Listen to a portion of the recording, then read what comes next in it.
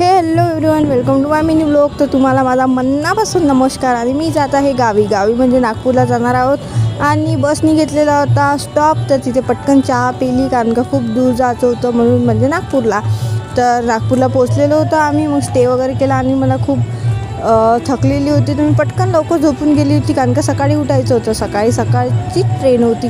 मग नंतर cab book केली, कॅब वगैरे पण आली. मग आम्ही निघालो रेल्वे स्टेशनला जायसाठी. आणि आम्ही जाणार आहोत महाराष्ट्राच्या बाहेर, म्हणजे छत्तीसगड रायपूरला. आणि भाई इतकी सारी गर्दी होती तिथे की काहीच सांगावं नाही, कारण का आम्हाला लेट झालेलं होतं.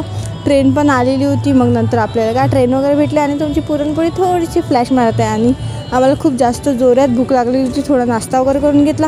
नंतर थोडं दीदीला पण व्लॉगमध्ये घेऊन घेतलेलं होतं. तिची ख्वाहिश असते की मी तिला व्लॉगमध्ये घ्यावं आणि तिला पण घेऊन घेतलं. मग हे आहे डोंगरगड म्हणजे बमलेश्वरी देवीचं. आणि मग नंतर आम्ही पोचलेलो होतो भिलाईला. मग नंतर काय आम्ही घरी आराम वगैरे केला आणि रात्री गेलो मोमोज खायला. भेटूया नेक्स्ट व्लॉगमध्ये.